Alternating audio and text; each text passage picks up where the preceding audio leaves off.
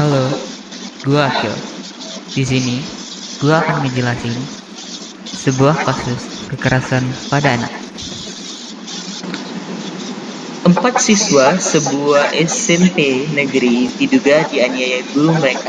Keempat siswi yang duduk di kelas 3 itu mengaku bahwa leher mereka dipukul menggunakan tangan dan batang sapu.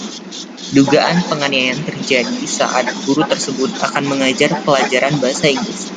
Menurut salah satu siswi, gurunya saat itu kesal karena ada seorang siswa yang bermain dan membuat gaduh di kelas. Sang guru langsung memukul hampir seluruh siswa-siswi di dalam kelas menggunakan tangan dan batang sapu. Namun, sang guru membantah hal tersebut.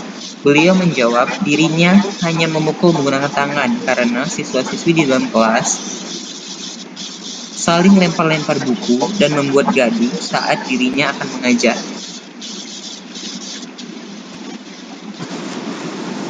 Mengapa kasus penganiayaan terhadap 4 siswi SMP yang dilakukan oleh guru di Jogiputo, Sulawesi ini perlu dibahas karena yang pertama, untuk menghindari kasus seperti ini terjadi kembali. Yang kedua, supaya perlu mengingat para orang tua agar lebih berhati-hati dalam memilih tempat sekolah anak-anak. Yang ketiga, dapat mengetahui prosedur dalam penanganan kasus kekerasan yang dilakukan oleh guru terhadap peserta didik.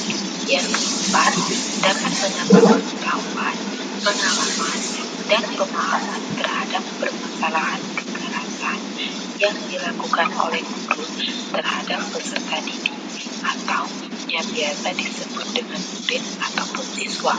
Yang kelima, memberikan sumbangan pemikiran bagi para penegak hukum, bagi para pengajar atau tenaga pendidik maupun siswa itu sendiri, yakni untuk mengimplementasikan ilmu hukum pidana dalam menyelesaikan suatu permasalahan kekerasan yang dilakukan oleh guru terhadap peserta didiknya.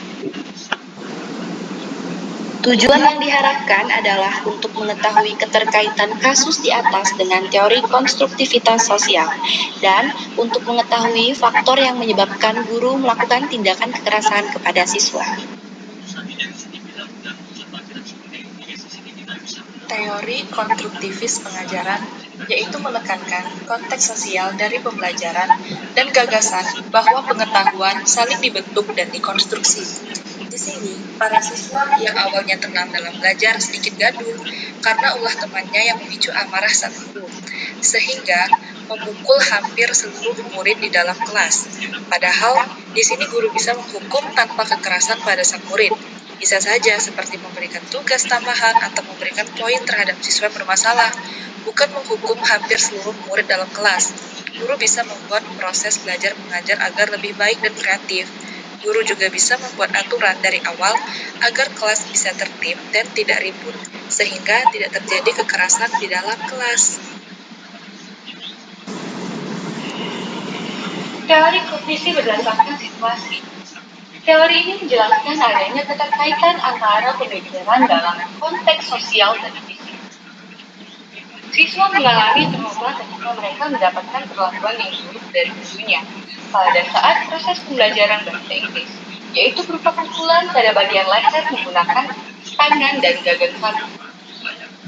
Pada masa kanak-kanak akhir yang telah menduduki bangku persekolahan dasar, mereka sudah sangat pintar dalam melihat suatu peristiwa. Hal inilah yang memicu anak-anak mengalami traumatik yang mendalam yang diakibatkan oleh suatu peristiwa.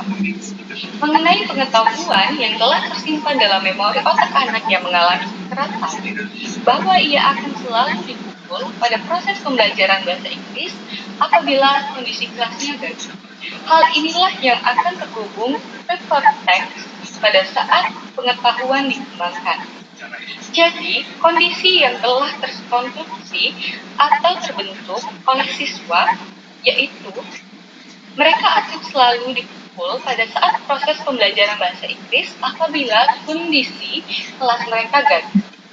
Hal tersebutlah yang membuat para siswa enggan untuk masuk sekolah dan menjadi trauma terhadap peristiwa tersebut.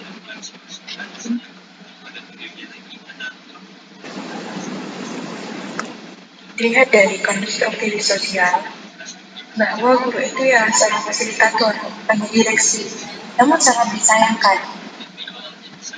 Di kasus kali ini, si guru malah menganiaya beberapa siswanya, dikarenakan siswa lain terlihat berisik di dalam kelas pada saat pemaparan materi dari guru tersebut. Sebenarnya seorang siswa akan belajar melalui interaksi sosial mereka, interaksi dengan orang lain, guru, rekan segaya, yang nantinya hal tersebut akan membentuk pengetahuan serta pengalaman.